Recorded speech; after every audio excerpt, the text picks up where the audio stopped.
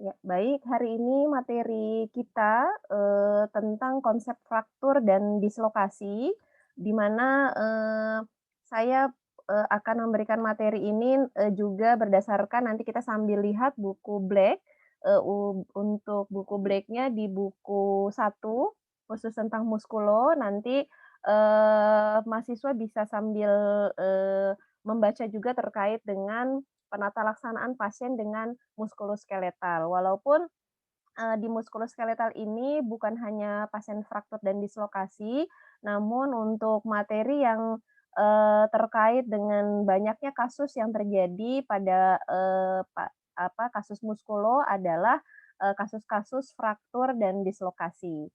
Baik, nanti Anda di buku Black kita bisa buka halaman 643 ya. Di halaman 643 sampai selesai nanti kita akan coba meng-compare materi yang ada di, buku Black. Oke, kita, pahami dulu tentang, konsep fraktur. Mungkin teman-teman mahasiswa sudah tahu bahwa, sering mengenal kata fraktur atau patah tulang begitu ya. Tapi disebut dengan patahan tulang ini banyak macamnya, banyak jenisnya, ini yang harus kita ketahui karena, definisi, fraktur di sini, di mana adanya terputusnya hubungan. Jadi memang adanya, eee terputusnya kontinuitas. Jadi kalau misalnya, tulang dengan, satu dengan yang lain bentuk patahan, nah seperti ini adalah terputusnya hubungan, antara tulang begitu ya. Nanti kalau dislokasi berbeda lagi karena dislokasi hubungannya dengan, sendi begitu. Jadi definisi fraktur sendiri adalah putusnya atau diskontinuitas tulang, baik tulang keras ataupun tulang rawan. Kalau, kita lihat di buku Black di mana sama ya bahwa, bisa saja jaringan, yang lunak ataupun jaringan yang keras yang memang mengalami diskontinuitas. Nah untuk, patahannya di mana ada beberapa jenisnya. Untuk, fraktur sendiri, eee, definisi tadi berbeda dengan definisi dari dislokasi sendi. Kalau dislokasi sendi biasanya adanya bergeser, namanya dislokasi. Jadi bergeser dari lokasi yang seharusnya, biasanya terjadi pada sendi-sendi. Kalau fraktur biasanya terjadi pada tulang-tulang, baik tulang yang keras maupun tulang rawan. Sedangkan kalau dislokasi biasanya adanya, pergeseran atau keluarnya dari posisi yang normal, atau disebut dengan dislokasi. Biasanya terjadi pada sendi bahu, kemudian sendi lutut, yang paling sering adalah biasanya bahu dan pinggul. Biasanya kecelakaan atau pasien lansia atau pasien-pasien yang memang, terjadi kerapuhan tulang, atau kekurangan, sendi atau cairan sendi yang disebut dengan sinovial. Penyebabnya banyak, kalau, fraktur pastinya karena, biasanya kecelakaan ya, baik, di lalu lintas, di rumah, maupun di sekitar, di lingkungan pasien yang biasanya efeknya karena, cederanya bisa bentuknya benturan ya, atau pukulan, atau, terlindas, atau mungkin, sengaja atau tidak disengaja, atau langsung atau tidak langsung. Kalau yang tidak langsung biasanya, jatuhnya, salah salah, salah misalnya pasien, loncat gitu ya dari ketinggian sekian meter, yang tertumpu itu, kaki atau beban beratnya tidak menopang tubuhnya, itu biasanya, itu juga bisa, salah satu penyebab dari trauma itu sendiri. Oke. Kemudian, untuk penyebab berikutnya selain cedera juga ada pasien karena stres ya, mungkin bukan stres, pikiran tapi stres, kaki atau biasanya, karena kita, bicara tentang tulang tidak lepas dari, nervus, otot ya, namanya juga muskuloskeletal. Adalah otot, skeletal adalah tulang, sehingga biasanya otot dan tulang biasanya karena, tadi, sering, jalan jauh atau pasiennya sering menggunakan bagian ekstremitas, untuk aktivitas. Sehingga biasanya penyebab dari fraktur atau dislokasi bisa saja karena letih atau stres. Kemudian atau kelemahan tulang biasanya karena pasien-pasien osteoporosis, pasien kanker tulang, itu juga biasanya, penyebab salah satunya bisa menyebabkan menjadinya fraktur. Jadi fraktur di sini bukan hanya kecelakaan lalu lintas, tapi biasanya misalnya seperti pasien dengan osteoporosis di sini, kerapuhan tulang sehingga pasiennya mudah, rapuh tulangnya, pasiennya mudah jatuh. Oke. Nah, ini tadi ya kalau misalnya dia penyebabnya adalah trauma, ini biasanya karena, akibat, tadi, penghancuran atau tumpuan gitu ya, bisa langsung dan tidak langsung. Nah, ini biasanya yang disebut dengan fraktur, skruris gitu ya, biasanya ini ditabrak gitu ya atau biasanya kecelakaan lalu lintas ini yang paling banyak kalau secara langsung. Kalau tidak langsung biasanya pasien seperti dislokasi gitu ya, misalnya pasien yang memang, walaupun kecelakaan lintas, tapi secara tidak langsung. Jadi pasien biasanya, rata-rata penyakit dengan dislokasi. Kita lihat di halaman 643, di mana ada, penyebab atau faktor resiko yang memang bisa terjadi, selain tadi ya, tekanan dan kelelahan, biasanya penyebab fraktur itu bisa karena kemampuan, tulang tadi untuk menahan berat tubuh pun itu mempengaruhi, seperti pasien dengan obesitas, pasien dengan yang tingginya, tidak normal gitu ya, tingginya lebih dari ukuran normal, itu biasanya juga menyebabkan fraktur, secara tidak langsung. Nah, untuk, tipe tulang sendiri sebenarnya, kita lihat juga dari tipe tulangnya atau tadi, kalau traumanya akibat dengan memang pasiennya tipe tulangnya karena pasiennya tadi kelainan tulang, itu juga berbeda. Mungkin, pasien-pasien di sini biasanya kalau yang trauma, lebih banyak penyebabnya adalah akibat kecelakaan lalu lintas atau biasanya yang secara langsung itu yang paling banyak. Dan ya tadi kalau kalau kelemahan atau kelelahan atau stres biasanya pada pasien-pasien di tibia dan fibula. Teman-teman mungkin pernah, ini juga ya, belajar, untuk anatomi fisiologi muskulo di mana, tulang tibia dan fibula ini, ada yang tahu di mana tulang tibia dan fibula? Tibia dan fibula ada di mana? Di kaki, Nah, di Bu. kaki ya. Jadi, kalau metatarsal di mana? Telapak. Di mana? Nah, biasanya kalau kelemahan atau stres frakturnya karena stres, tadi frakturnya karena kelemahan, karena kelelahan, itu biasanya pada bagian ekstremitas, baik tangan maupun kaki. Karena biasanya tadi sering berjalan jauh, atau pasiennya biasanya atlet, atau sering digunakan untuk senam, atau pasien-pasien yang, biasanya sering menggunakan, bagian ekstremitas seperti di metatarsal, seperti di falang ya, di jari-jari, pasien-pasien yang sering menggunakan, kendaraan gitu ya, kemudian sering melakukan pengetikan. Nah itu, biasanya selain fraktur, ada lagi yang namanya carpal tunnel syndrome. Jadi di, karpal itu ada seperti saraf yang terjepit di, bagian tunnelnya di bagian, karpalnya. Jadi sehingga pasiennya mengalami sindrom carpal tunnel atau carpal tunnel syndrome. Itu beda beda memang dengan fraktur, tapi biasanya, itu juga salah satu, gejala yang dirasakan oleh pasien selain fraktur juga. Kalau fraktur biasanya lebih ekstrim ya, seperti misalnya pasien-pasien atlet atau pasien-pasien yang sering menggunakan, ekstremitasnya untuk aktivitas berat. Kemudian kalau yang secara patologis, biasanya penyebabnya karena, penyakit ya, misalnya osteoporosis, biasanya karena tadi kerapuhan, atau penyakit dengan tumor tulang, atau kanker tulang, itu biasanya yang patologis, artinya fraktur yang disebabkan karena penyakit tertentu. Ada juga yang kondisinya seperti, osteopenia di sini ya, atau pasien dengan sindrom Cushing. Nah, ini biasanya juga, pasiennya mengalami kerapuhan sehingga mengakibatkan fraktur yang disebut dengan fraktur patologis. Ada juga yang memang pasiennya kelainan kongenital ya, misalnya pasien-pasien yang memang tulangnya mudah rapuh, kalau diperiksa bone marrow biasanya ada berkurang atau biasanya juga, atau pasiennya mengalami neoplasma, skeletal atau kanker tulang, itu juga menyebabkan, fraktur yang lebih lebih, parah gitu ya, karena biasanya tiba-tiba pasien jatuh atau tiba-tiba karena rapuhnya tulang. Di sini juga, tadi osteoporosis kenapa bisa resiko fraktur di halaman 644 dikatakan juga bahwa kehilangan estrogen ya, pasca menopause juga malnutrisi protein bisa menyebabkan resiko fraktur. Jadi penurunan massa tulang. Nah, osteoporosis ini kan penurunan massa tulang ya.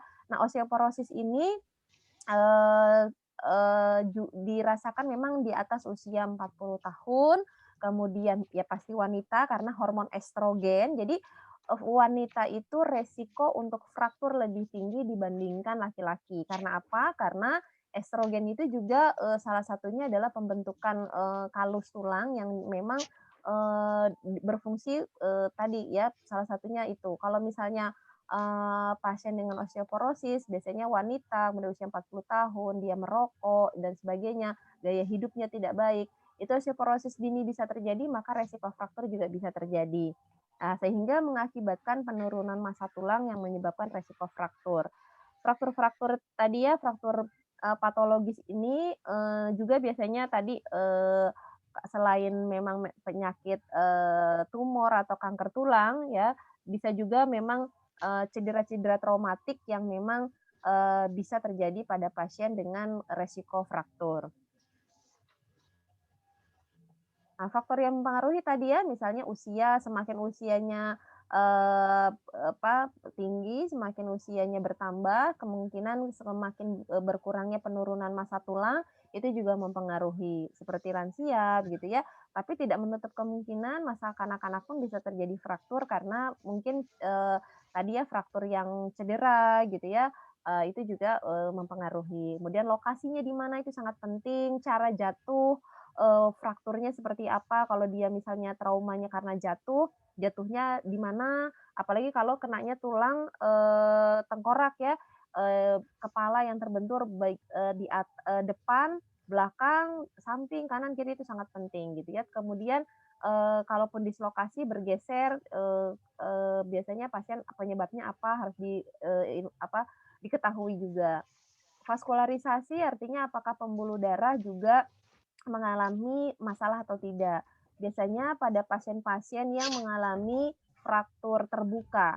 Jadi kalau fraktur tertutup itu biasanya di dalam tulang hanya tulangnya saja yang, rapuh begitu. Tapi kalau dia terbuka, biasanya adanya pecahnya atau robeknya pembuluh darah, sehingga itu juga perlu diketahui. Nanti akan kita pelajari apa sih fraktur terbuka, apa sih fraktur tertutup, gitu ya. Oke, nah ini klasifikasi fraktur. Jadi, hubungan dengan dunia luar artinya tadi yang, fraktur terbuka ya. Jadi biasanya, apakah pasiennya ini dia, kecelakaannya karena tergilas atau mungkin tadi karena penghancuran sehingga, tulangnya keluar dari kulit biasanya ya. Nah ini juga harus diketahui. Garis patahannya nanti akan kita, pelajari, garis-garis, patahannya seperti apa. Kemudian, arah garis patahnya seperti apa dan lokasi patahannya seperti apa, dislokasi ya, di mana lokasi dislokasinya, kemudian arahnya kemana ini perlu diketahui. Nanti akan kita pelajari, di selanjutnya. Nah, ini klasifikasinya tadi ada fraktur tertutup, ada fraktur terbuka. Kita coba, lihat, eee oke. Di sini ada fraktur tertutup, ada fraktur terbuka. Kita kita lihat bahwa fraktur tertutup di sini yang tadi saya katakan bahwa, tidak keluar dari area kulit gitu ya, atau vaskularisasinya mungkin masih bagus, hanya retakan tulang saja, biasanya seperti ini. Sedangkan fraktur terbuka biasanya keluar dari, kulit, kemudian, pembuluh darah juga pecah gitu ya, kemudian biasanya tulang keluar berhubungan dengan dunia luar. Ini yang menyebabkan, biasanya pasien, lebih, perlu diperhatikan karena fraktur terbuka ini resiko infeksinya sangat tinggi. Nah, ini fraktur terbuka klasifikasinya pada intinya, adanya kerusakan pada jaringan lunak, kemudian adanya, bone expose ya, jadi, tulangnya itu keluar dari hubungan dengan dunia luar gitu, artinya dia keluar dari kulit gitu ya, dan adanya injury pada, pembuluh darah dan saraf. Biasanya kita lihat, tadi seperti gambarnya bahwa, bone expose ini, tulangnya keluar, kemudian adanya kerusakan atau injury pada neurovaskular, pada pembuluh darah dan saraf, kemudian juga adanya kerusakan pada jaringan lunak. Sehingga, fraktur terbuka ini, tadi resiko infeksi sangat tinggi. Oke. Kemudian biasanya lukanya pasti, lebih dari, 10 senti ya, biasanya yang paling paling besar ya, kalau misalnya hanya luka, kurang dari 1 senti biasanya, kita lihat juga apakah ada kerusakan neurovaskular atau tidak. Nah, ini klasifikasinya juga fraktur terbuka ya. Jadi yang tadi saya bilang ada yang tipe 1 sampai tipe 3 juga ada ABC. Jadi kita lihat juga apakah, eee kalau mungkin 1 senti kita lihat apakah dia hanya ada kerusakan neurovaskular atau tidak. Biasanya dia, tidak ada kontaminasi keluar ya, dia biasanya fraktur terbuka tapi dia baru hanya tidak ada kerusakan neurovaskular, dia hanya luka saja, terlihat dari luar biasanya. Kalau tipe 2 biasanya lukanya sudah lebih dari 1 senti, tapi tidak ada kerusakan jaringan lunak ya, tapi hanya, luka terbuka saja. Kalau tipe 3-nya sudah, sampai biasanya, ada kerusakan neurovaskular ya, sampai 3C. Nah, kalau 3C ini biasanya sampai adanya kerusakan pembuluh darah arteri. Biasanya pembuluh darah arteri sudah rusak sampai, biasanya, pengeluaran atau perdarahan ini, sangat banyak sekali. Jadi, pada fraktur terbuka ini resiko infeksi dan resiko bleeding atau perdarahan ini, sangat tinggi pada pasien ini. Oke, nah ini klasifikasinya, kalau untuk klasifikasi kita coba, buka halaman 640, 648. Di sana juga di tabel 27 strip 2 ada tipe-tipe fraktur ya. Jadi, Anda bisa lihat bahwa ada penjelasannya dan ilustrasinya seperti apa. Jadi ada misalnya pasien dengan pecah, kemudian kominutif, komplit, dan sebagainya. Kalau kita lihat klasifikasinya, harus kita lihat juga berdasarkan garis patahnya. Apakah pasiennya tadi ya, misalnya komplit, incomplete. Nah, di sini misalnya ada ya, komplit ini seperti apa, kalau incomplete ini seperti apa. Jadi, kita mengklasifikasikan pasien ini karena sehingga nanti untuk menentukan pasien ini menggunakan, jenis, reduction-nya apa gitu ya untuk, diberikan, intervensinya untuk pemasangan, pen ya kalau orang awam bilang, itu seperti apa. Jadi kita harus tahu dulu klasifikasinya. Anda nanti bisa baca di halaman 648. Jadi di sana juga ada, penjelasan dan, arahannya atau gambarannya bahwa misalnya seperti kalau yang, pecah gitu ya, bentuknya seperti yang ada di gambar, kalau yang seperti di slide ini ada komplit dan incomplete. Jadi garis patahnya melalui 2 korteks tulang, sedangkan incomplete biasanya garisnya patah tapi tidak seluruhnya. Jadi, hanya setengah biasanya ini, karena pasiennya, tadi ditabrak biasanya ya, kebanyakan pasien dengan, incomplete dan komplit ini biasanya karena pasien dengan kecelakaan. Terus kemudian ada simple, ada kominutif, di sini juga ada dijelaskan di halaman 648 bahwa kominutif ini, adalah biasanya adanya, lebih dari atau 1 garis fraktur ya biasanya, hancur biasanya, kalau, lebih lebih pasiennya yang terlindas gitu ya biasanya. Nah ini, bisa saja jadi fraktur terbuka atau fraktur tertutup tergantung dari biasanya pasiennya, apakah, mengalami juga kerusakan neurovaskular atau tidak. Kalau pasien dengan fraktur tertutup dengan kominutif, ini di hasil gambaran X-ray-nya biasanya terlihat adanya retakan seperti ini, gitu ya. Nah, ini kalau yang simple, kemudian ini yang segmen. Jadi kalau, kita bisa lihat gambaran-gambaran retakannya seperti apa. Nah, ini kalau berdasarkan arah garis patah, ada yang transversal, ada oblik, ada spiral, ada kompresi. Nah, ini kalau, kalau tadi adalah berdasarkan jumlah garisnya, kalau ini adalah berdasarkan arah garisnya. Jadi kita lihat arah garisnya apakah dia melintang, apakah oblik, di sini juga ada ya, ada yang transversal, biasanya kalau transversal itu sampai 90 derajat ya. Jadi, biasanya, pada pasien kalau seperti kompresi ini biasanya, jatuh, duduk biasanya ya, jatuh yang, bottom-nya dulu gitu sehingga, pasien biasanya pada tulang belakang ya yang mengalami kompresi. Rata-rata kompresi itu, bisa terjadi pada pasien yang kerusakannya di tulang belakang. Oke, nah ini, tadi ya, yang, berdasarkan arahnya ada yang transversal, ada segmental, ada spiral. Di buku Black di halaman 648 juga ada, gambarannya seperti itu ya, nanti bisa silahkan dilihat. Ada green stick ya, di sini juga, eee eee, dikatakan di halaman 649 ya, green stick di sini fraktur yang memang incomplete gitu ya. Jadi, dia walaupun, setengah bentuknya sama seperti incomplete. Jadi seperti yang tadi gambarnya hanya setengah saja, tapi, biasanya masih utuh gitu ya. Nah ini,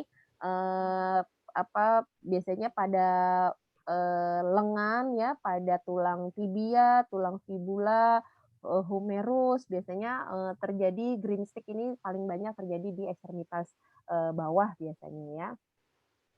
Oke, nah ini hubungan antar fragmen, jadi, tadi dikatakan bahwa fraktur itu kan, terputusnya ya, hubungan antara tulang, sehingga kita bisa lihat bahwa, apakah, patahan tulangnya ini dia, displaced atau undisplaced gitu ya. Jadi kalau misalnya ini istilah-istilahnya ada overreading, angulasi, rotasi, in place, bergeser gitu ya. Nah ini biasanya kita lihat dari hasil ronsen, tipe dari, fragmennya ini seperti apa. Nanti ini juga kita bisa lihat mana yang green stick, mana yang incomplete, mana yang komplit, itu juga bisa terlihat. Oke, nah ini klasifikasi berdasarkan lokasi, jadi ada tulang panjang, ada tulang melintang ya, jadi tulang panjang itu biasanya tulang-tulang ekstremitas ya. Ini biasanya, kita lihat lokasinya, apakah di bagian ekstremitas atau memang di, eee, bagian tulang yang lain. Kalau kita lihat, eee, gambaran seperti ini ya, ini bisa, eee, kita lihat ada jenis fraktur-frakturnya, eee dari A sampai G ya, yang tadi sama seperti di gambar sebelumnya. Jadi, Oh, kayak gitu, ketika nanti melihat X-ray, ini kita bisa lihat. Nah, fraktur impresi biasanya ini, rata-rata pada pasien dengan cedera kepala berat, pasien yang terbentur. Nah, ini biasanya tulang tengkorak, ada yang bergeser atau ada yang rapuh seperti ini. Nah, ini, resikonya apakah pasien ini mengalami, mengalami kerusakan neurovaskular atau tidak. Karena di daerah tengkorak ini walaupun dia tulang keras, tapi memang resikonya di sini pembuluh darah dan saraf sangat, banyak. Nah ini tadi ya, ini tulang panjang, nah ini adalah bagian proksimal, ini tengah, dan ini distal. Jadi, di tulang panjang ini biasanya pada tulang-tulang ekstremitas. Kalau kita lihat di sini, biasanya pada tulang, femur ya yang, terlihat, biasanya sampai, tulang tibia, fibula, itu biasanya yang resiko terjadi kerusakan pada, jenis-jenis fraktur. Nah, ini yang tulang melintang, kalau tadi tulang panjang, kalau tulang melintang adalah di klavikula, skapula ya. Klavikula nih, di sini ya, skapula nih di belakang, ya. Jadi, biasanya, eee, kalau pasien-pasien di sini kita lihat, keretakannya di sini misalnya tadi apakah incomplete atau komplit, biasanya pasien-pasien yang terbentur, pasien-pasien yang kecelakaan ya, atau pasien-pasien berakibat pukulan. Biasanya kita lihat ya, ini biasanya kalau tulang melintang adalah di klavikula dan skapula.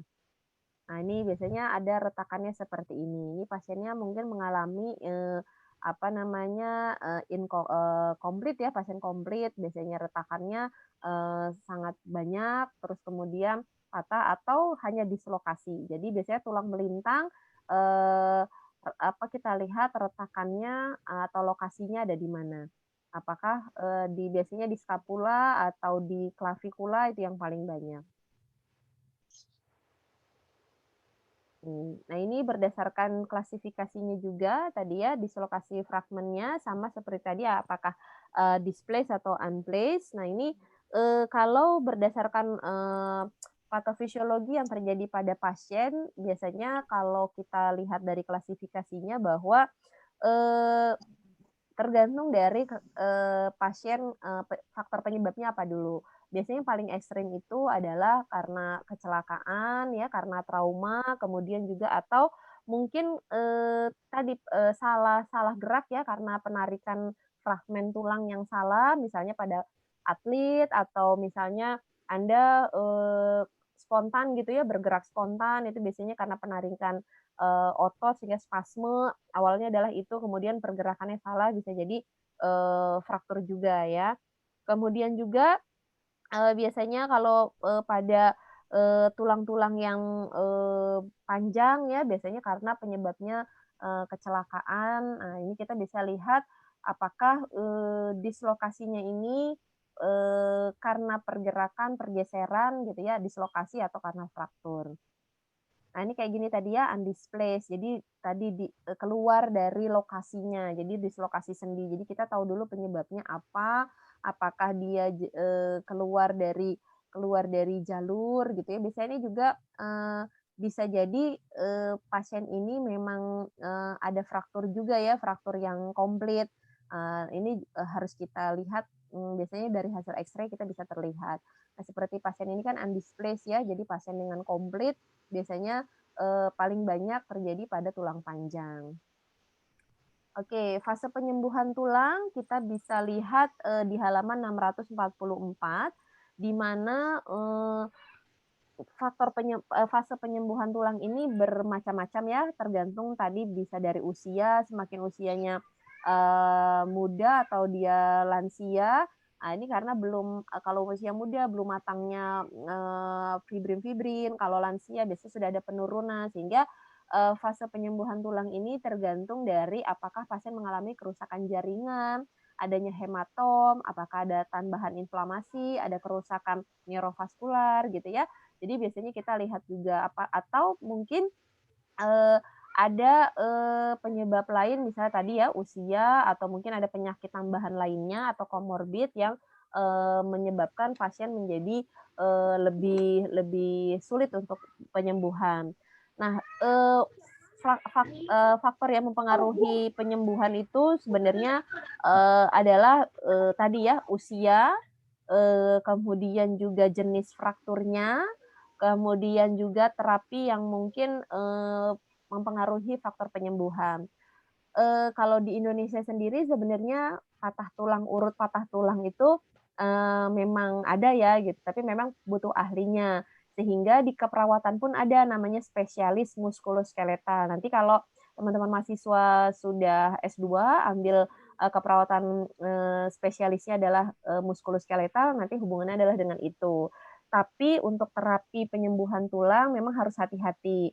Eee tidak semua, patah tulang itu ya, urut patah tulang itu, fraktur bisa disembuhkan oleh terapi tersebut. Ada yang memang harus dilakukan pemasangan, pen ya kalau istilah, apa namanya, orang awam gitu ya. Karena mungkin bisa jadi memang dia tadi jenis frakturnya adalah fraktur komplit gitu, fraktur yang memang undisplaced gitu ya, fraktur yang tidak pada lokasinya sehingga memang harus dikembalikan. Bedanya dengan dislokasi, kalau fraktur itu kan adanya retakan, adanya serpihan gitu, itu yang harus kita pastikan, pasien ini mendapatkan, apa namanya, tempatnya semula lagi, jadi tidak undisplaced lagi.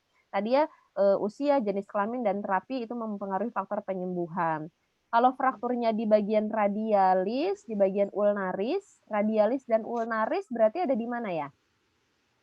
Di tulang mana itu?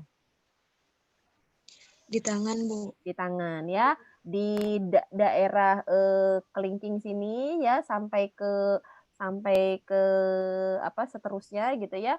Nah itu di radialis dan ulnaris ini biasanya sembuhnya dalam 3 bulan. Tapi kalau tibia dan femur itu berarti di kaki ya, di paha, itu biasanya faktor, penyembuhannya lebih dari 6 bulan, bahkan sampai 1 tahun. Sehingga pasien ini memang perlu, ada fisioterapi nanti selanjutnya. Karena apa? Faktor penyembuhannya untuk, pasien-pasien dengan tulang panjang biasanya lebih lama. Tapi kalau pada pasien dengan fraktur di bagian radialis dan ulnaris biasanya waktunya lebih lebih cepat gitu ya. Tapi tadi tergantung usia, kemudian jenis frakturnya atau terapi yang didapatnya gitu ya.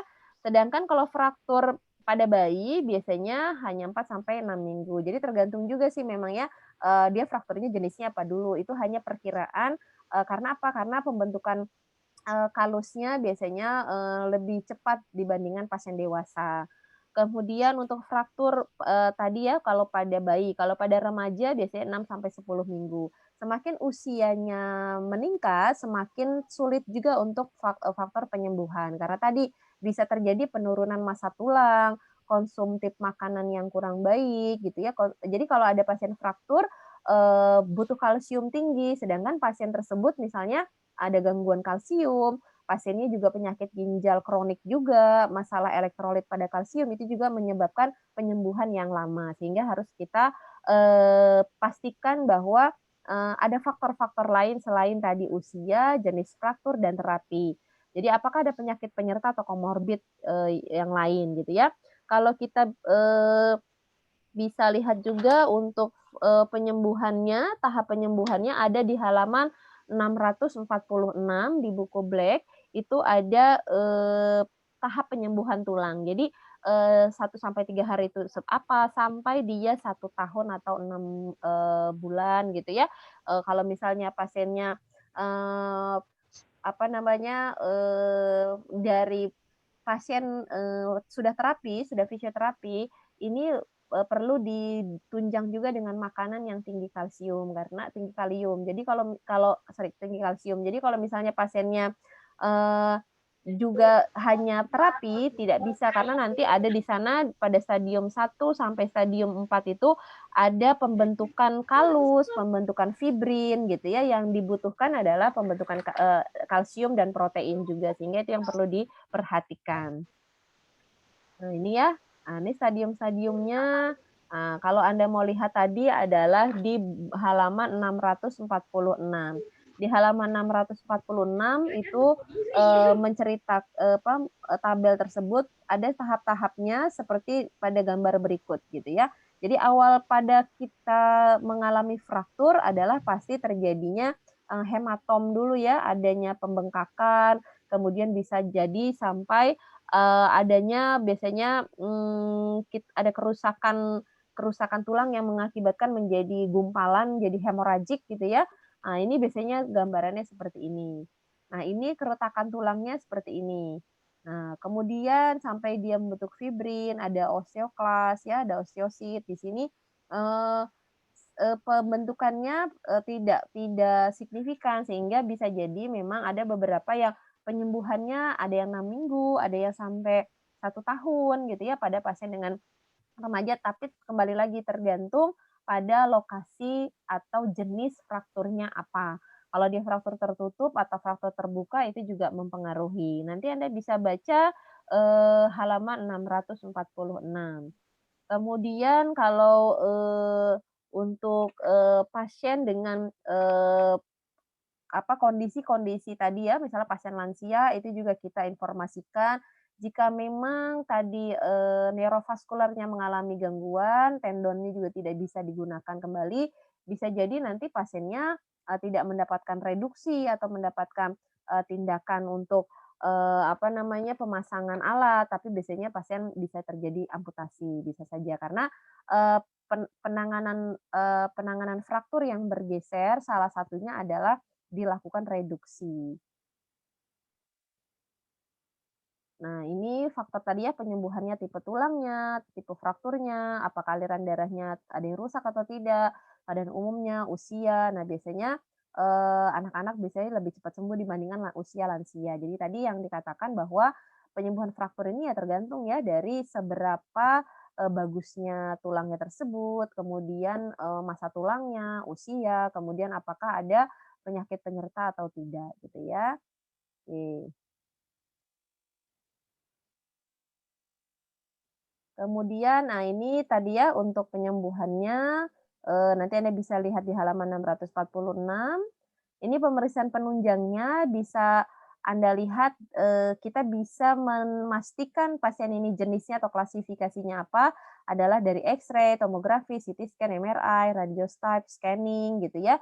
Jadi, kalau biasanya X-ray itu hanya untuk melihat keretakan, jenis lokasinya di mana, kemudian jenis tipenya apa. Tapi kalau untuk melihat, neurovaskularnya masih bagus atau tidak, biasanya kita bisa lihat CT scan sampai MRI gitu ya. Jadi kalau misalnya pasiennya, melihat sampai ke jaringan soft tissue-nya, sampai ke jaringan lunaknya, jaringan, eee, apa yang, sangat tipis gitu ya, apakah pasiennya mengalami kerusakan di sana, itu biasanya kita sampai melihat di MRI. Kalau X-ray hanya sampai melihat, pergeseran tulang, jenis frakturnya apa.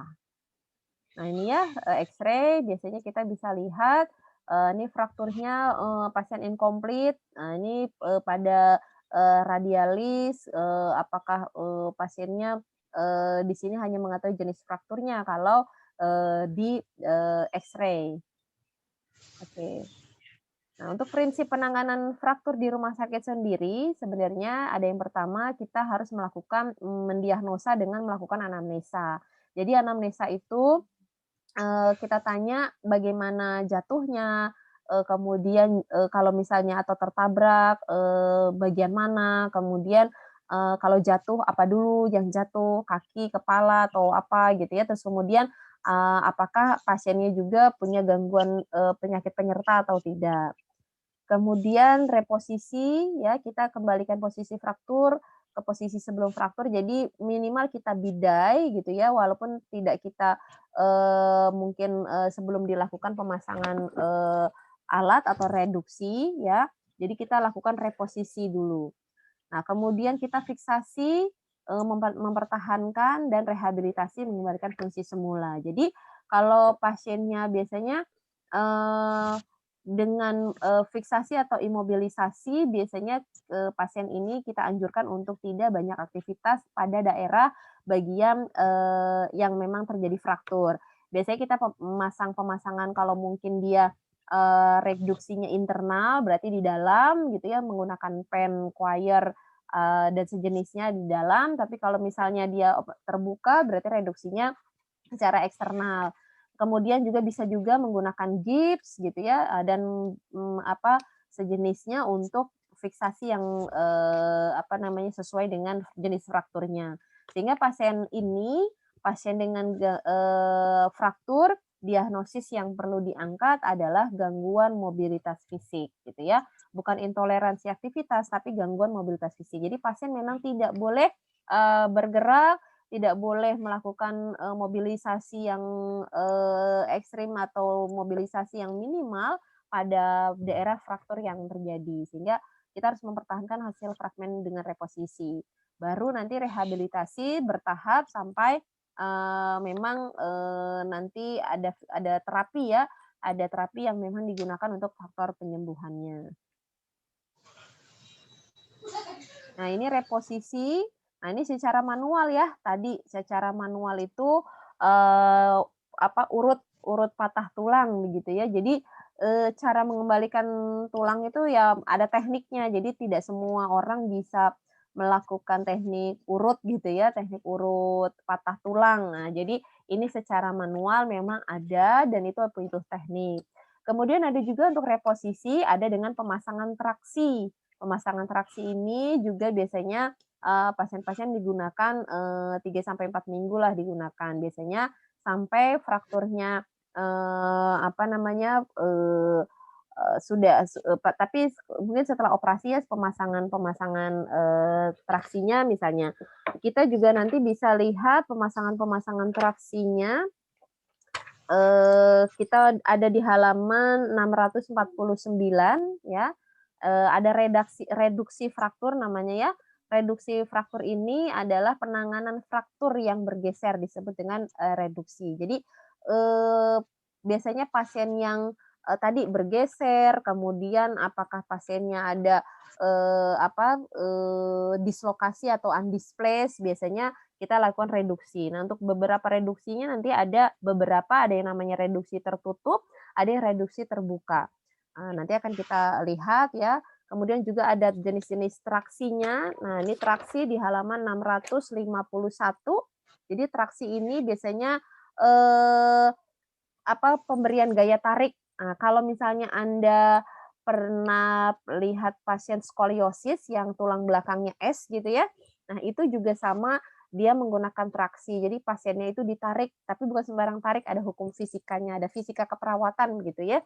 Jadi, biasanya menggunakan gaya tarik biasanya untuk pasien-pasien yang mungkin mengalami cedera. Kemudian juga, pasien-pasien yang biasanya, pada tungkai bawah ya, biasanya pada ekstremitas bawah yang yang banyak dilakukan, pemasangan traksi.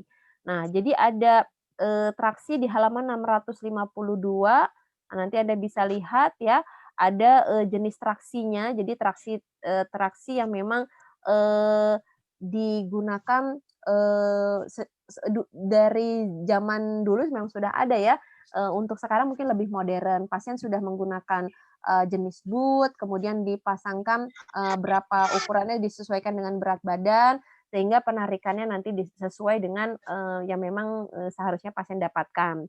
Tujuan traksi itu apa sih sebenarnya ya? Di halaman 652 di kotak 27 strip 2 ada tujuan traksi.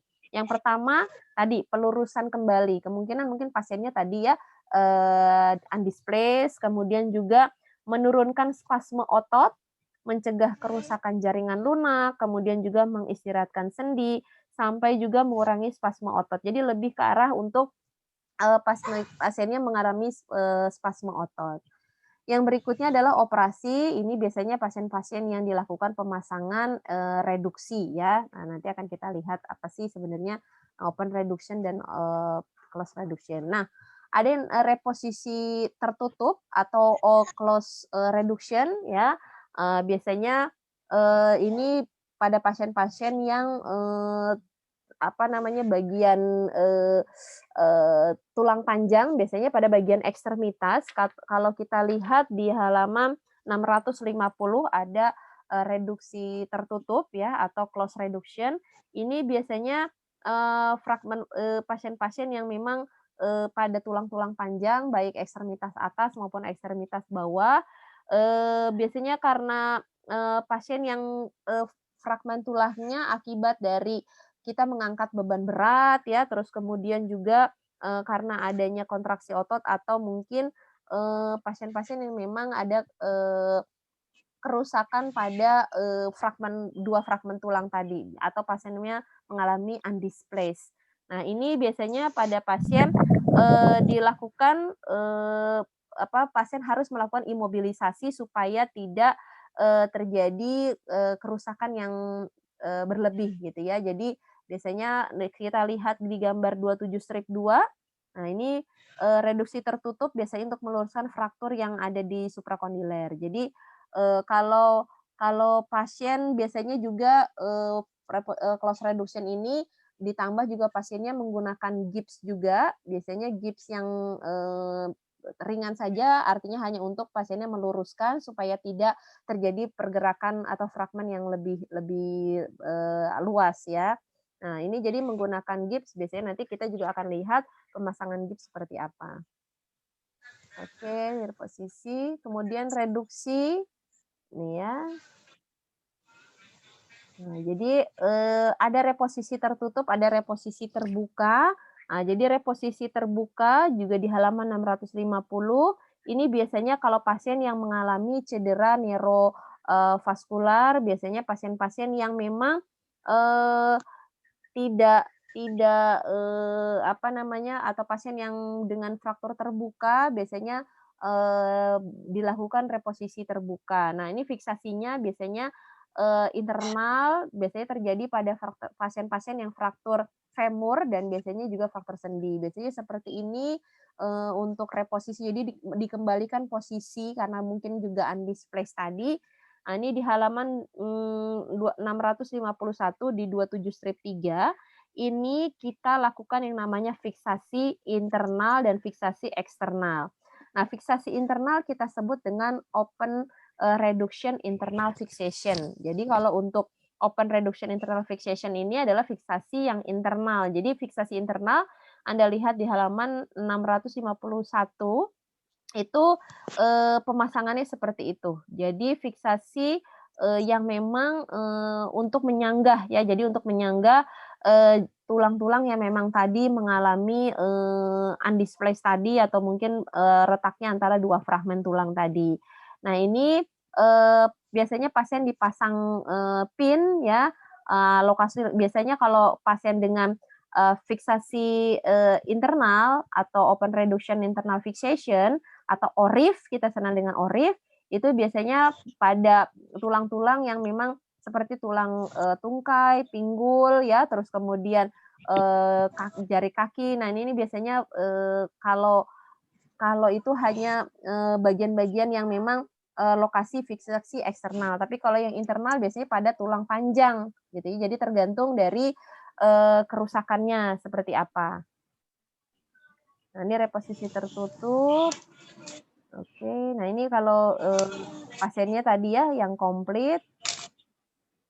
Nah, indikasinya tadi ya biasanya ada pergeseran, ada, biasanya kalau pada patella, kalau misalnya pasiennya ada, ada gangguan vaskular ya biasanya karena di patella itu ada pembuluh darah dan saraf yang memang, banyak. Jadi, biasanya kalau ada masalah pasiennya, seperti, apa ya, pasien itu bilang, ngilu gitu ya. Jadi, sakitnya seperti seperti, kontinu, jadi terus-menerus. Jadi ini memang, hati-hati pada pasien-pasien yang memang dilakukan reposisi terbuka.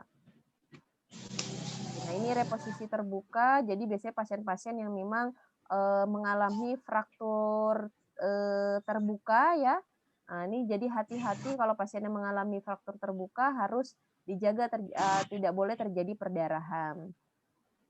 Nah itu ya. Nah ini pasiennya, kalau pasiennya, misalnya ini pada tulang fibula, pasiennya frakturnya adalah, incomplete misalnya pasien ini gitu ya.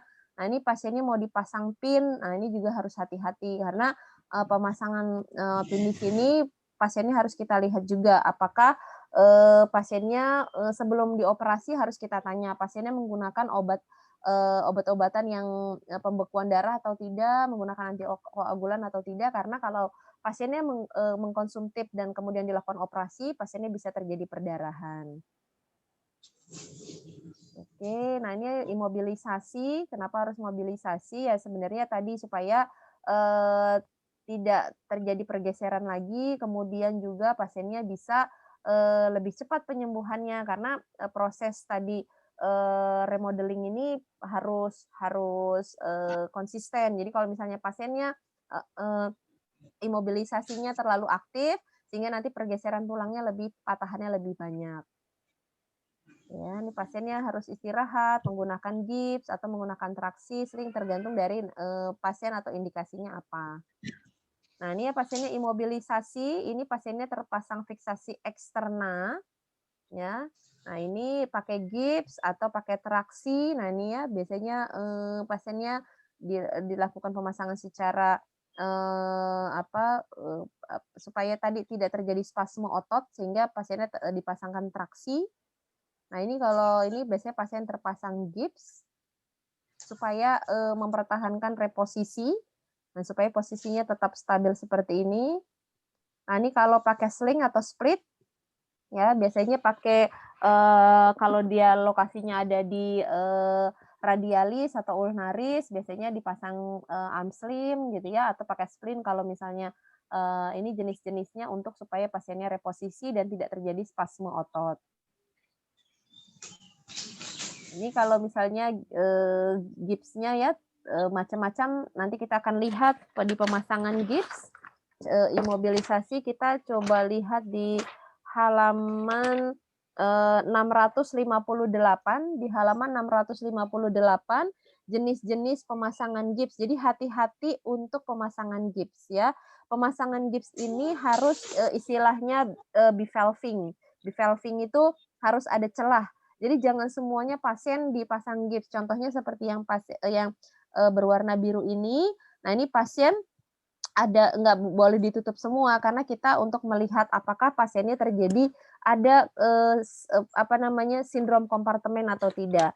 Nah, apa sih sebenarnya sindrom kompartemen? Anda bisa buka di halaman. Ada yang tahu sindrom kompartemen apa saja cirinya? Di halaman 661 ya. Nah, ada namanya sindrom kompartemen, ada yang namanya sindroma Gibbs. Jadi kalau misalnya pasien menggunakan apa namanya pasien dengan gips atau dengan yang tertutup gitu ya, biasanya kita lihat apakah terjadi sindrom kompartemen. Sindrom kompartemen itu sebenarnya seperti kita tangan tangan kita di pergelangan tangan kita ini dipakein karet gitu ya, kenceng sekali. Kemudian kita lihat di tangan kita, apakah tangan kita ini merasa kesemutan, kemudian merasakan apa namanya baal, kemudian dingin, tidak ada nadi gitu ya. Itu adalah ciri-ciri seperti pasien mengalami sindrom kompartemen. Jadi dia biasanya nyerinya nyut-nyutan, jadi kayak kita terlalu kencang gitu ya. Nah itu ada namanya disebut dengan sindrom kompartemen. Jadi pengisian kapilernya lebih dari 3 detik, tangannya pucat, kemudian juga tidak teraba nadi, kemudian juga apa, akralnya dingin, kemudian apa, kesemutan atau baal, itu adalah ciri dari sindrom kompartemen. Jadi pemasangan gips itu harus kita pahami dulu bahwa pasien memang tidak mengalami sindrom kompartemen ya. Jadi kalau misalnya pasien dilihat di halaman 658, kalau pasiennya di bagian lengan, gips untuk lokasi fraktur di lengan seperti apa gitu ya. Kemudian kalau gips panggul, nah contohnya seperti yang digambar ini ya, ini kan dia mungkin dipanggul ya gipsnya gitu, sehingga biasanya harus kita lihat. Sindrom sindrom gips sendiri kita juga tadi ada ya di halaman berapa tadi yang dengan sindrom kompartemen tadi ya. Nah, itu juga kita harus perhatikan kalau misalnya pasiennya ada sindrom Gibbs ya, seperti arteri mesentrikanya bermasalah, ini juga harus hati-hati. Oke. Nah, ini kalau misalnya di lengan, jadi tidak boleh ditutup semua lengannya ya, harus ada yang ini kan supaya untuk melihat apakah ada sindrom kompartemen atau tidak. Ini tadi traksi, ini ya ditarik. Nah, ini ada traksi kulit. Nah, untuk yang di traksi, tadi kita buka halaman 652 ya, ada jenis-jenis traksinya, ada traksi kulit ya, jadi pemberian gaya tarik secara langsung ke kulit dengan menggunakan skin strips gitu ya. Nah, ini seperti ini ya, terus kemudian seperti ini model-modelnya banyak ya. Jadi biasanya untuk apa, tujuannya adalah pemberian gaya tarik ya, biasanya pakai sepatu atau busa ya tergantung dari rumah sakit yang memang eee, apa, memadai. Untuk rumah sakit rujukan tulang itu ada di Fatmawati. Jadi kalau teman-teman mungkin untuk rumah sakit pasien yang khusus tulang, di sana perawatan muskuloskeletal perawatannya sangat bagus di sana. Jadi biasanya kita bisa melihat jenis-jenis traksinya ya, jenis-jenis traksi yang digunakan pada pasien-pasien. Kemudian ada fiksasi, ada internal tadi ya, ada yang pakai skru, ada yang pakai atau plate, ada yang pakai nail gitu ya. Ada yang disebut dengan internal fixation, ada external fixation. Kita kalau yang tadi saya bilang internal fixation, kita buka halaman 651. Di 27 strip 3 itu adalah fiksasi internal, ya, disebut dengan ORIF, Open Reduction Internal Fixation. Jadi biasanya apa namanya, reduksi terbuka yang dilakukan fiksasi internal. Biasanya pakai tadi ya bisa skru, bisa plate, bisa apa, pin ya, jadi, ini adalah fiksasi internal. Sedangkan fiksasi eksternal ada di 27 strip 4, gambarnya seperti itu. Ini biasanya pasien-pasien yang tulang panjang ya, biasanya tibia gitu ya, supaya pasiennya tidak melakukan imobilisasi. Fiksasi eksternal ini ya tadi ya biasanya, untuk fraktur-fraktur yang memang tidak stabil atau mungkin ototnya sudah melemah, biasanya pada pasien-pasien dengan fraktur terbuka.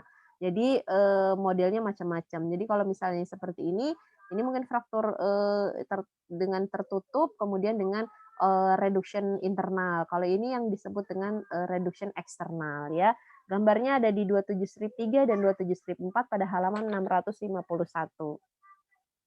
Nah, kemudian rehabilitasi ya supaya otot tidak mengecil tetap harus dilakukan exercise ya. Jadi exercise-nya juga harus, bertahap, pasiennya tidak boleh langsung lari, langsung jalan, langsung menggerakkan, tapi bertahap. Jadi isometrik dan isotonik. Jadi memang harus perlahan gitu ya. Kemudian, pergerakan sendi supaya tidak kaku tadi ya, spasme otot, bisa terjadi atrofi, jadi bisa ototnya bisa mengecil kalau memang tidak dilakukan terapi yang, apa namanya, sesuai ya, rehabilitasi yang sesuai. Bentuk latihannya bisa range of motion secara sendiri, bisa juga dibantu oleh, terapi ahlinya ya. Jadi biasanya harus kita lihat juga apakah misalnya pasiennya, butuh, apa namanya, bantuan, atau memang pasiennya bisa mandiri. Kalau, kita lihat di halaman 657, pasien, perawatan dengan gips, ini biasanya kita lakukan, namanya pemasangan stockinette. Anda coba buka di buku Siki, di buku Siki itu ada, apa namanya, perawatan, stockinette juga. Jadi kalau misalnya Anda buka, gangguan mobilitas fisik, di sana, eee, juga ada tentang stockinette, pemasangan stockinette begitu ya. Eee, Nanti Anda lihat saya lupa halaman berapa, nanti Anda bisa lihat di, eee, buku Siki itu ada pemasangan stockinette. Anda buka halaman 657 di perawatan klien dengan gips. Nah, jadi perawatan pasien dengan gips ini Anda harus perhatikan bahwa bagaimana cara, perawatan atau pemasangan stockinette. Jadi, eee, perawatan kulitnya, kemudian persiapan untuk dipasangnya stockinette itu seperti apa, itu adalah tugas perawat juga. Jadi, maka di buku Siki itu sudah ada. Ada yang sudah baca halaman berapa pemasangan stockinette atau perawatan stockinette? Biar kita karena ini salah satu ada di soal uji kompetensi ya, ada halaman 251. Anda bisa buka buku Siki halaman 251, kemudian itu stocking elastis, ya, ada lagi, nanti silahkan Anda buka saja ya, ada pemasangan stockinette, saya lupa halaman berapa, itu tapi yang pastinya ketika Anda melakukan, apa namanya, untuk, eee, perawatan pasien dengan gips yang pastinya harus, perhatikan untuk pemasangan stockinette tadi, bagaimana proseduralnya. Pastikan dia harus tepat, kemudian tidak ada kerutan, tidak ada harapannya nanti tidak terjadi sindrom kompartemen, kemudian, Anda cara membuka dan memasang gips, Anda buka halaman 657, perawatan klien dengan gips. Karena Anda nanti harus bisa juga ya, jadi, eee tidak mudah untuk melakukan pemasangan gips dan perawatan gipsnya, gitu ya. Oke, kemudian ada juga yang mengeringkan gipsnya juga, hati-hati gitu ya, ada juga caranya gitu. Kemudian, tadi cara bevelving atau membelah gips, itu juga harus hati-hati karena, selanjutnya ketika pasien mungkin sudah masuk fase rehabilitasi, tapi kita harus pastikan bahwa ketika pasien, eee apa namanya, mendapatkan perawatan gips atau pasiennya terpasang gips, pasien harus lihat pengkajian perawat harus mengkaji, neurovaskular pasien. Karena resikonya kalau pasiennya terpasang gips bisa saja, tadi selain sindrom kompartemen ada yang perlu kita kaji. Anda buka halaman 659. Apakah tadi pasiennya warna, hangat, nadinya teraba atau tidak, pengisian kapilernya lebih dari 3 detik atau tidak, pasien ini bisa menggerakkan jari atau tidak, baal atau tidak pada ujung-ujung jari. Makanya tadi harus dibuat bevalving atau celah gitu ya, sehingga pasien tadi bisa, kita bisa lihat. Jadi pengkajian neurovaskuler ini, perlu kita kaji karena resikonya pengkajian neurovaskuler ini, selama 4 jam itu biasanya, baru terlihat. Jadi kita harus pantau setiap 30 menit gitu ya, selama 4 jam kita harus, pastikan bahwa, pasien ini memang tidak ada, masalah vaskular. Halaman 660 Anda bisa buka, itu adalah pengkajian neurovaskular. Jadi warna seperti apa, pengisian kapiler, nadi kaki, suhu, gerakan, sensasi, nyeri, dan lain sebagainya. Jadi, pengkajian neurovaskular di sini adalah harapannya, gipsnya, bagus gitu ya, supaya tadi tidak terjadi, sindrom kompartemen. Nah, ini tadi ya bentuk latihan bisa fisioterapi, bisa rangsangan juga. Nah, ini yang tadi open reduction internal fixation, pasangnya pakai knel, pakai plate, pakai screw gitu ya. Nah, ini disebut dengan ORIF ya, open reduction internal fixation. Indikasinya tadi pada pasien fraktur yang memang dengan reposisi, pasien-pasien yang mungkin juga biasanya kalau kita lihat di halaman tadi 651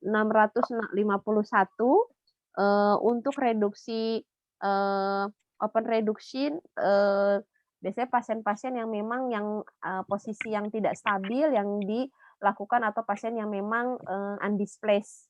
Jadi supaya tadi tidak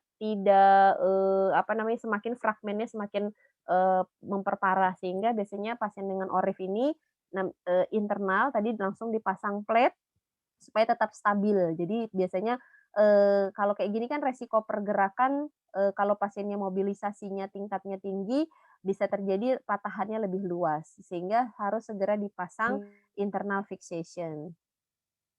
Nah, ini komplikasinya ya, ada infeksi pastinya, di sini juga dikatakan bahwa, pasiennya bisa saja terjadi, kegagalan atau patahnya, skru, refraktur tambahan, banyak sekali memang, kejadian yang bisa saja terjadi seperti itu. Walaupun tadi ya terpasangnya biasanya sampai, 6 bulan biasanya baru, kita bisa lihat lagi, sehingga, resiko infeksi pada pasien pun bisa saja terjadi. Kalau ini adalah fiksasi eksterna atau, OREF, open reduction external fixation ya. Open reduction external fixation ini, seperti di gambar 27-4 tadi. Jadi, supaya mobilisasi, pasien ini tadi ya, kalau dia menggunakan yang internal biasanya, mobilisasinya nanti tidak bagus. Nah, ini biasanya, sudah terjadi gangguan neurovaskular, jaringan lunaknya juga sudah terlihat. Nah, ini pasiennya pos ini ya, ini jadi tadinya seperti ini, kemudian dipasangkan skin to skin graft, ini di strapless namanya ya, di strapless, di Z-Track gitu ya. Nah, kemudian ini dibalut. Nah, ini kalau perawatan luka seperti ini, perawatan lukanya juga harus steril, sama seperti perawatan luka biasa, tapi harus cepat gitu ya. Dan bisa saja ditambahkan jika memang, resiko infeksinya tinggi, bisa ditambahkan, pencucian dengan, cairan, luka atau, antibiotik cair, tapi hati-hati kalau kena tulang ini kalau kena tulang biasanya nanti menghitam tulangnya, sehingga ini harus hati-hati. Besi-besi yang di sini pun, harus, steril ya, harus dibersihkan juga ketika melakukan perawatan luka. Ah, ini biasanya, pasien-pasien ini kalau sudah dibalut, nah ini balutannya Kunaon juga, tidak bisa heeh, kunaon emang? maaf bisa di-mute Eni? Ya, ini juga perawatan lukanya biasanya tidak satu Telepon. orangnya untuk perawatan luka. Eni bisa WA-na di-mute Eni? hirup. Eni bisa di-mute? Oke, jadi ini biasanya kita butuh, sekitar, 2 atau 3 tim untuk mengangkat, untuk Mhm. membersihkan ya, dan untuk melakukan perawatan luka. Nah, ini untuk yang open reduction, biasanya pasien yang frakturnya sudah sampai kerusakan jaringan lunak, jadi biasanya sudah kerusakan pembuluh darah, biasanya kita lakukan open reduction external fixation. Tapi kalau tadi ORIF, biasanya hanya untuk pasien yang bergeser biasanya ya, indikasinya seperti itu, supaya tidak bergeser. Kalau yang open reduction external fixation atau OREF ini biasanya pasien-pasien yang mengalami kerusakan neurovaskular. Komplikasinya pasti ada ya, karena memang tadi resiko infeksinya sangat tinggi sekali, kemudian juga biasanya, diganti setelah nanti 8 minggu, biasanya diganti dengan ORIP. Setelah, mungkin kita lihat, neurovaskularnya sudah bagus, kemudian sudah di skin to skin graft, atau mungkin pasiennya, sudah kooperatif, sudah, bisa dilakukan, internal fixation. Nah ini ya, tadi ya yang open, terbuka tadi ya, yang, fraktur terbuka. Nah ini biasanya keretakannya ini sudah komplit, jadi sehingga, eee, ini harus dilakukan, pemasangan, external fixation ya, karena, ini pasti pembuluh darah rusak, jaringan soft tissue-nya juga tadi sudah rusak, gitu ya. Nah ini, pemasangan ininya ya, dia juga dilakukan pemasangan internal fixation juga nih. Jadi biasanya, eee 6 sampai 8 ini kalau lukanya terbuka begini terus, ya resiko infeksi sangat tinggi, jadi harus segera ditutup, segera dioperasi, karena kalau tidak, ya tadi infeksinya sangat tinggi sekali, ya. Nah, jadi, kalau misalnya fraktur terbuka tadi, apa sih yang harus dikaji? Sebenarnya tadi, apakah, kulit sekitarnya, apakah terjadi bone expose ya, tadi keluarnya tulang, kemudian neurovaskularnya masih bagus atau tidak. Jadi, kalau misalnya, ada perdarahan, kemungkinan adanya injury arteri gitu ya, jadi arterinya pecah, itu berarti kemungkinan fraktur terbuka sudah terjadi pada pasien ini, sehingga resiko infeksi tinggi. Golden period-nya tidak lebih dari 8 jam, kalau sudah lebih dari itu biasanya resiko infeksinya sudah banyak. Iya, jadi untuk fraktur terbuka yang pastinya harus, pasiennya, perawatan lukanya sangat bagus sekali, terus kemudian juga, antibiotik tinggi karena biasanya, pasien sudah terkontaminasi ya, terkontaminasi mikroorganisme dan biasanya kita lakukan, kultur jenis mikroorganisme yang ada sehingga antibiotiknya nanti tepat ya. Kemudian, ditutup kembali gitu ya, setelah proses steril baru ditutup kembali dengan yang bersih. Diberikan antibiotik biasanya ya metronidazol. Metronidazol ini bisa dikonsumtif, di pasien dengan pembuluh darah, bisa juga metronidazol ini ada beberapa teknik yang disiram langsung di luka pasien gitu ya, ditutup, maksudnya ditutup dengan luka, atau bisa penutupan dengan, penyembuhan dengan cairan madu plus NaCl gitu ya. Jadi teknik ini biasanya untuk membuat, fibrin lukanya menjadi, lebih cepat penyembuhannya. Kemudian juga kalau misalnya pasiennya memang karena kecelakaan atau mungkin frakturnya tadi, terlindas, biasanya kalau fraktur terbuka seperti itu ya. Nah, itu biasanya kita juga berikan anti tetanus serum untuk memastikan bahwa pasien ini tidak terjadi tetanus. Nah, komplikasinya bisa syok, bisa, Cushing syndrome, bisa tetanus tadi ya, bisa gangren, dan lain-lain sebagainya. Sehingga kita harus memastikan bahwa pasiennya tidak mengalami, eee eee, kita buka halaman 655, ya halaman, eee 652 sampai 655 di mana, komplikasi setelah fraktur ini kita harus, lihat ya. Kalau kemungkinan pasien ini bisa cedera saraf, pasiennya bisa, apa ya, tidak bisa lagi merasakan atau pasiennya baal atau parestesia. Kemudian tadi sindrom kompartemen, pasiennya merasakan tadi tidak bisa, baal, kemudian pasiennya seperti rasanya kesemutan, kemudian juga, apa namanya, pasiennya, tidak teraba nadi, ya itu sindrom-sindrom kompartemen nanti Anda tadi baca.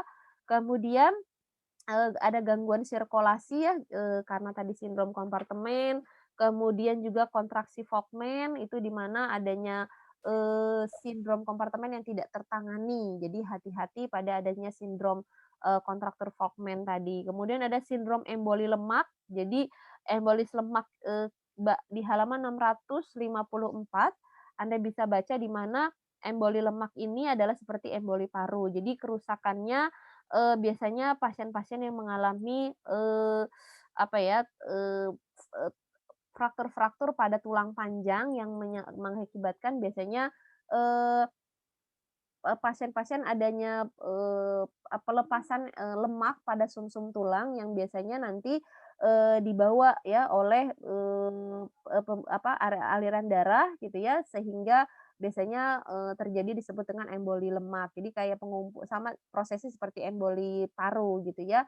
Nah, penumpukan emboli lemak di paru-paru pasiennya bisa terjadi ARDS, akut respiratory distress syndrome. Jadi, pada pasien dengan sindrom distress pernafasan pada pasien fraktur bisa terjadi. Jadi ada pasien yang memang, fraktur tapi pasiennya sesak, pasiennya mengalami seperti ARDS gitu ya, itu bisa terjadi karena biasanya, pasien, kalau ada pasien yang fraktur, pasiennya takipneu, kita curiga bahwa pasiennya sudah terjadi emboli lemak.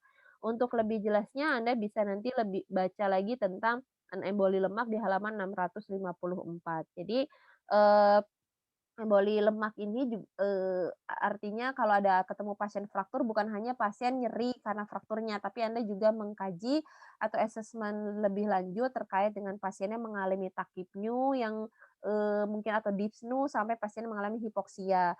Hati-hati kalau pasiennya sudah saturasinya turun kurang dari 90%, apalagi pasiennya fraktur yang terbuka sehingga ketika pasien datang, pasien harus dicek juga sirkulasinya, pasiennya mengalami tachypnea atau dyspnea atau tidak. Karena kemungkinan, dengan pasiennya yang, perdarahan hebat, kemudian juga mengalami tadi ya, emboli lemak, karena tadi, si akumulasi lemak tadi bisa, menghalangi sirkulasi pulmonal. Jadi artinya, tadi lemak dibawa oleh vena, oleh pembuluh darah yang nantinya ke vena pulmonalis yang menyebabkan pasiennya menjadi sesak. Nah, ini hati-hati sehingga pasien ini bisa terjadi edema pulmonal gitu ya, maka harus hati-hati.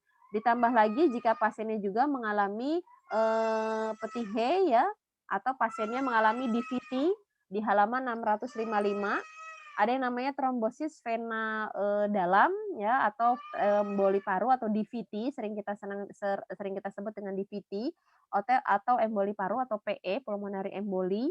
Ini juga biasanya sering terjadi, ini karenanya adanya aliran darah vena yang mengakibatkan adanya koagulasi. Jadi, adanya, pembekuan darah. Nah, ini hati-hati pada pasien dengan, pasien ini juga punya resiko dia punya resiko gangguan pembekuan darah, ini juga hati-hati. Itu juga kita asesmen dalam, karena, pasien dengan DVT ini nanti ya resikonya pasiennya, bisa terjadi perdarahan hebat atau kalau tidak ya pasiennya tadi gampang beku darahnya. Nah, ini hati-hati pada pasien dengan ini, karena nanti untuk, pasien terjadi penggumpalan darah pada pasien dengan fraktur resikonya juga sangat tinggi, atau pasien juga terjadi perdarahan itu juga sangat tinggi. Sehingga pencegahan, DVT ini biasanya pasien diberikan obat-obatan antikoagulan atau diberikan heparin.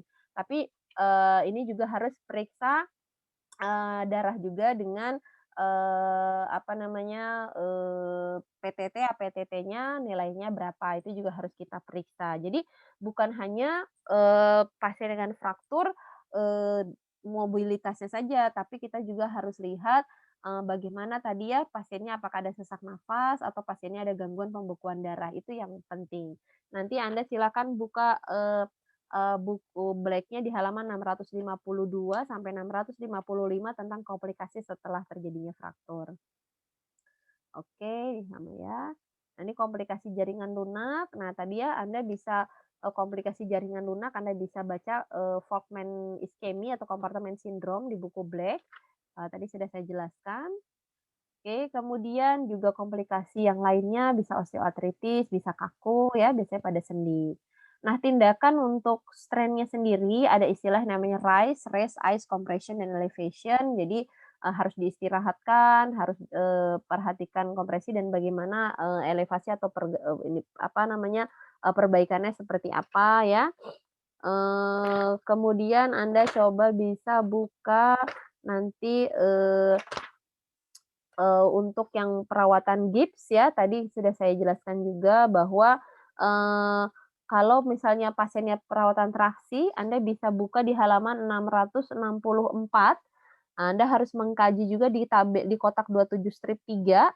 Kalau misalnya memang pasien, dengan traksi skeletal, Anda harus perhatikan juga ya, apa teknik-tekniknya yang harus dilakukan. Jadi, talinya harus tepat, kemudian tidak rusak, kemudian harus sesuai dengan, berat badan, kemudian beban yang digantung juga sesuai dengan kebutuhan pasien, kemudian juga pasien harus pasang straps. Straps itu kayak Anda naik busway itu pegangan atau naik kereta, itu di komuter lain itu ada pegangan, nah itu straps namanya. Jadi, itu juga harus terpasang karena kalau pasien mau gerak, pasien masih bisa mobilitas minimal di tempat tidur, misalnya, hanya untuk menggerakkan, supaya tidak, kekakuan pada bokong biasanya ya. Nah, pasien pakai traps, biasanya naik, pasiennya pegangan, kemudian nanti, dia bisa mengangkat, bokongnya gitu ya.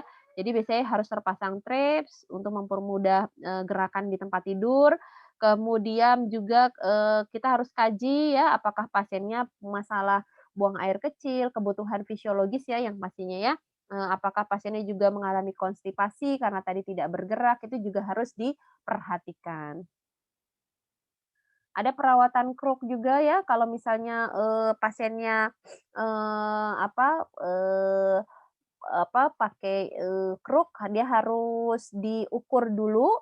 Jadi kalau misalnya, kruk itu yang seperti, yang tongkat gitu ya, yang di aksila gitu ya, jadi itu harus diukur dulu. Jadi nggak bisa, pasien dapat kruk ya sudah gitu ya, sudah jadi karena tinggi pasien, kemudian juga, bantalannya, itu harus sama gitu. Jadi jangan kruknya nanti lebih tinggi, pasiennya lebih pendek, jadi akhirnya nanti tidak sesuai. Kemudian juga ini juga diperhatikan kalau pasiennya, melewati tangga, perhatikan dulu, kruknya dulu yang, menumpu gitu ya, jangan kaki yang menumpu baru kruk. Jadi nanti bisa, fraktur tambahan ya. Oh ini ada di halaman fikih, halaman tadi 251 ya, silahkan nanti Anda lihat ada perawatan perawatan stocking elastik ya. Jadi, ini juga biasanya, pasien-pasien yang memang, eee, dilakukan, untuk meningkatkan aliran darah balik vena ya. Pemasangan stocking elastik ini, tadi ya harus ada, baffling-nya juga harus ada celah, kita harus perhatikan ada cara eee, apa, eee, sindrom kompartemen atau tidak, dan cara perawatan stocking tadi ya, tadi sudah saya jelaskan di halaman 657. Karena di uji kompetensi ini ada pertanyaan tentang ini. Jadi perawatannya seperti apa sih? Apa yang harus dilakukan pertama kali pada pasien dengan ini gitu ya. Kalau sudah dilakukan, pemasangan, sudah perawatan kulit, apa yang harus dilakukan selanjutnya begitu ya. Nanti silakan bisa dilihat. Tindakan untuk dislokasi tadi ya, reduksi, mobilisasi, operasi dan rehabilitasi kurang lebih hampir sama, cuman kalau dislokasi biasanya tidak menggunakan, reduksi yang memang, eksternal ya. Kalau fraktur kan ada external fixation, kalau dislokasi biasanya tidak ada external fixation. Nah ini ya sindrom kompartemen, tadi sudah dijelaskan juga, jadi kalau ada nyeri hebat, kemudian ada parestesi, ada kesemutan, dadanya dan tidak ada nadi, akralnya dingin, nah ini adalah biasanya sudah ada ciri-ciri seperti ini. Nih ya pengkajiannya tadi 5P, pengkajian status neurovaskular, pain, paralysis, parestesi, pulse, pale. Jadi, kalau misalnya 5P ini, pasiennya, ada yang, pada area yang sakit ada yang bermasalah, kemungkinan ini tanda dan gejala pasiennya mengalami sindrom kompartemen. Kemudian ini juga dilakukan pada ekstremitas bawah atau pasiennya juga mungkin, osteoartritis ini nyerinya biasanya lebih hebat ya dibandingkan pasien yang memang, ditambah juga pasien fraktur gitu ya. Ini diagnosis keperawatan yang muncul pada pasien yang pasti yang pertama ada gangguan mobilitas fisik, integritas kulit, nyeri akut, pemelepasan bedah, resiko cedera, resiko infeksi, resiko perfusi perifer, termoregulasi, dan disfungsi neurovaskular perifer. Diagnosis ini diangkat pada pasien-pasien yang mengalami fraktur baik terbuka maupun tertutup dan dislokasi. Intervensinya pasti harus dukungan mobilisasi ya tadi, ROM, range of motion baik pasif maupun aktif, pencegahan jatuh, perawatan luka, manajemen nyeri, perawatan kaku, terapi relaksasi otot progresif, dan latihan penguatan sendi dan otot. Untuk intervensinya, salah satunya tadi adalah perawatan Stockinet, nanti Anda bisa baca disesuaikan dengan kebutuhan pasien, apakah pasiennya mendapatkan stocking elastik atau tidak. Oke, mungkin ini bisa saya sampaikan dan selanjutnya adalah, saya minta Anda untuk cari jenis fraktur, minimal 5 ya, misalnya ada fraktur komunitif Anda ketemu atau fraktur kruris gitu ya. Dideskripsikan fraktur tersebut, kemudian upload gambar yang sesuai dengan jenis frakturnya. Misalnya Anda ketemu fraktur komunitif, kemudian, fraktur komunitif ini adalah bla bla bla gitu ya, kemudian gambarnya adalah ini gitu. Nah ini linknya nanti saya juga coba kirim ke si pennya, ini dikerjakannya melalui link. Jadi nanti Anda langsung upload dan, mengerjakannya langsung di link. Ini, kita, sampai perkuliahan ini selesai, kita kan, sampai jam berapa ya si pen ya? Kita sampai jam berapa? Sampai jam 11 ya? Halo? Iya Bu, sampai jam 11. Ya. Nanti sampai jam 12 tugas ini saya tunggu, Anda langsung kerjakan, boleh Anda cari di, searching, googling silahkan. Yang pastinya, 5 fraktur ini dideskripsikan terlebih dahulu dan gambarnya di-upload. Saya tunggu sampai hari ini sampai jam 12 ya, dan mungkin sampai sini ada yang mau ditanyakan? Ibu maaf, Ya. Ibu tadi jadi sampai jam 11? Oh, sampai jam 11, oke. Berarti saya tunggu nggak apa-apa deh, saya sampai jam 12 saya tungguin deh. Baik ya, sampai jam 12 tugasnya tadi saya tunggu, saya share link nanti ke si pen, nanti Anda langsung kerjakan link di sana sebagai tugas tambahan Anda. Baik, begitu ada yang mau ditanyakan? Untuk materi fraktur ada yang mau ditanyakan? Nanti akan ada praktek ROM, dan juga ada tugas, ROM juga, mungkin, minggu depan lah ya, kita sekarang untuk materi dulu, untuk, fraktur ini ada yang mau ditanyakan?